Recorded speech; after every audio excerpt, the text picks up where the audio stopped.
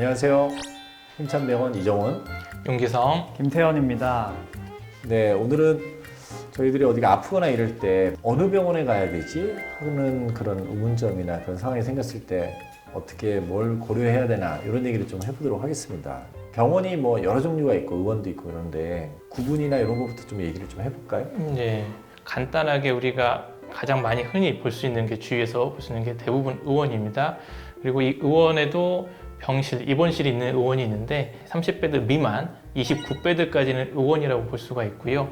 30베드 이상이면 이제 규모상 병원으로 분류가 됩니다. 그래서 이러한 병의원은 무조건 1차 의료기관에 속한다고 보시면 되고 2차 의료기관부터는 이제 규모가 더 커지게 됩니다. 그래서 7개 이상의 진료 과목을 갖고 200개 이상의 베드를 소유하고 있으면 종합병원, 2차 의료기관이 될 수가 있습니다. 여기서 한 발 더 나아가서 이제 3차 의료기관, 상급 종합병원 이렇게 부를 수가 있는데 대학병원은 500개 이상만 돼도 되는데 나머지 다른 종합병원은 700개 이상의 베드를 가지고 있을 때 저희가 3차 의료기관이라고 할 수가 있고요. 여기서 3차 의료기관이 중요한 거는 그냥 가서 초진을 볼 수가 없습니다.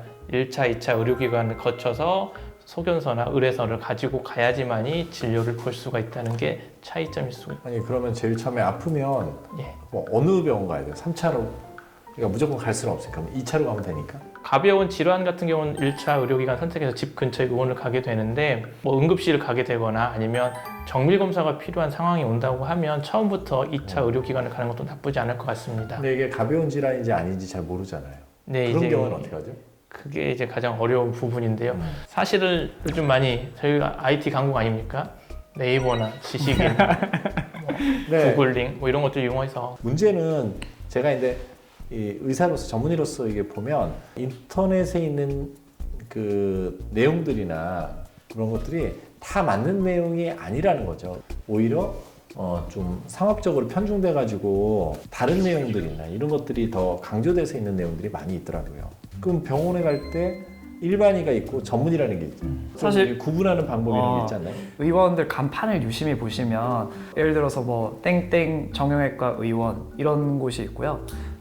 땡땡 의원 진료 과목 정형외과 이렇게 돼 있는 데가 있어요. 앞에 말씀드렸던 땡땡 정형외과 의원 같은 경우는 정형외과 전문의가 진료를 하는 병원으로 보시면 되겠고 땡땡 의원 진료 과목 정형외과 이렇게 돼 있는 병원은 정형외과 전문의가 아닐 가능성이 좀 많다고 보시면 될 것 같습니다. 또 저는 의사를 어떻게 고르거나 어떤 병원이나 의사를 추천하는 경우에는 많이 의지하는 부분은 의료인들한테 많이 물어봅니다. 근데 이제 일반적으로는 그게 또 알아보기 좀 힘듭니다. 일반인들이.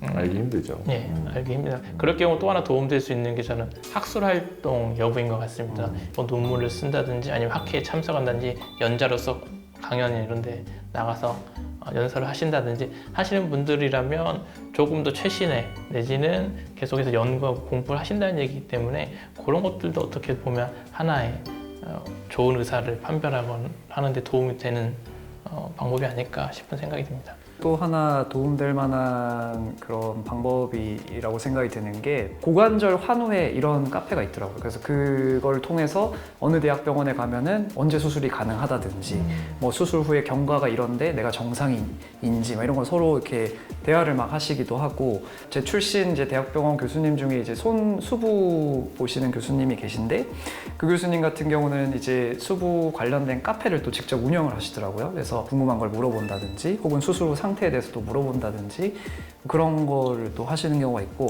그런 커뮤니티가 활성화가 많이 되면은 궁금한 것들이 이제 서로 환자분들마다 비슷하기 때문에 서로 궁금한 것들 많이 물어보시게 되고 그 와중에 이제 검색해서 찾아내는 경우도 있고 그런 것들도 많이 도움이 되는 것 같습니다. 본인이 궁금하거나 이런 것들을 다른 사람들이 미리 이렇게 그렇죠. 질문해서 하는 네. 내용이 있으면 그런 내용들을 네. 참고하기 편하기 네, 때문에 네. 환자 입장에서 볼 굉장히 때는 좋죠. 많은 도움이 될 것 같네요. 네. 그리고 그때 재밌는 앙케이트 네. 조사 결과 있지 않았습니까? 대학병원 전공의를 대상으로 이런 설문을 했다고 합니다. 내 가족이 아플 때 내가 수련 중인 병원으로 우리 가족을 데리고 올 생각이 있느냐? 이거를 이제 물어봤는데 그중 1등이 이제 서울 아산병원이고 이 병원에서 일하는 전공의들 중에 96%가 우리 병원에 내 가족을 데리고 오겠다라고 했고요. 2등은 삼성 서울병원, 3등은 서울대병원, 4등은 분당 서울대병원, 5등은 양산 부산대병원 이렇게 이제 순서가 매겨졌다고 하더라고요. 그 아산병원의 그 4%는 어떤 사람일까요? 국내 최고의 병원인데도 불구하고 다른 병원에 가겠다는 거는 어떻게 참 받아들이기 힘든데 어쨌든 예. 그리고 또 하나 궁금한 게 있는데 부모님도 많이 아프거나 그랬을 때 어떤 질병으로 수술이나 이런 게 필요한 상황이 오면은 네. 어떻게 하실 건지 직접 치료나 이런 걸 하실지 아니면 다른 분한테 다른 분 손에 맡길지 참 궁금합니다. 그런 것도. 어머니가 얼마 전에 무릎 수술을 하셔야 되는 상황이 돼가지고 누구한테 이거를 해드려야 되나 이런 고민을 좀 많이 했거든요. 근데 누가 그런 얘기를 하더라고요. 가족은 수술하는 게 아니야 라고 얘기를 했는데 근데 만약에 다른 사람한테 부모님을 맡겼을 때 그 사람이 나보다 정말로 최선을 다할 수 있을까? 그리고 이제 VIP 신드롬이라는 게 있어서 네. 사실 수술 결과나 치료 결과가 안 좋은 경우가 많이 생길 수 있는데 의외로 확률이 낮은 그런 합병증이나 이런 게 생기는 경우들이 있거든요. 그럴 때 우리가 VIP 신드롬이라고 얘기하거든요. 보통은 뭔가를 더 잘해주려고 더 더 잘해주려고 노력하다가 하다가 그런 그게 문제들이 역효과를 생길 수가 있죠. 네. 그래서 결국에는 저는 저희 어머니 수술을 제가 했거든요. 근데 정말로 믿고 맡길 사람들이 있으면 제 생각에는 이거를 좀 이렇게 맡겨보는 것도 좋은 생각이라고 하는 생각이 좀 들긴 하더라고요. 그 수술 얘기가 나와서 그런데 이제 수술을 해야 되는 상황이다.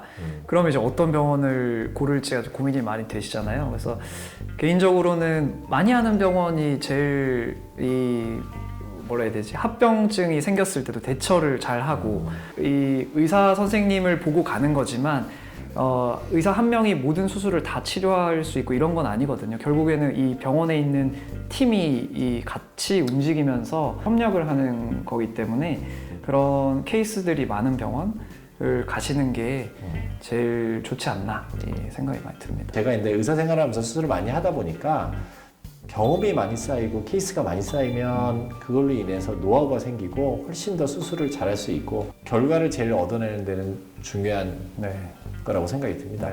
저희가 병원을 어떻게 선택하냐, 어떤 의사를 선택하느냐에 대해서 좀 얘기를 많이 해봤는데 본인이 어떤 치료를 해야 되는 거에 상황에 맞는 그런 병원과 의사분을 선택하셔서 치료를 받는 게 중요하다고 생각이 듭니다. 그런 거에 대해서는 좀 더 이제 다른 사람들에 대한 얘기도 들어보고 아까 얘기했지만 인터넷 같은 데서도 참고를 하시고 의사를 선택할 때, 병원을 선택할 때 그런 팁 같은 것들을 좀 생각해 보시는 게 좋으실 것 같습니다.